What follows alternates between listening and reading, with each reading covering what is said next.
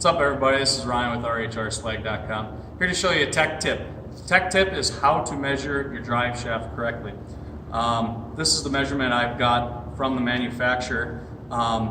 People have had a few problems measuring it because the U-joints swivel on both ends, and you can kind of get in a bind by not having the correct drive shaft length. But basically what you want to do is try to get to the center of the U-joint on the clevis end, on both ends that do not move. So I would run my tape measure dead center of the U-joint on both ends, and it gives me 32 inches. Another tech tip to help you and your crew is to have a magic marker and write the total length on it as well. And you got to remember, when you have it in the race car too, when your car is sitting at ride height, you want to give yourself 1.5 to 2 inches of slip yoke room. And the other thing you want to measure too, to make sure that you're staying on top, is your slip yoke length. And you want to measure the length of the shaft.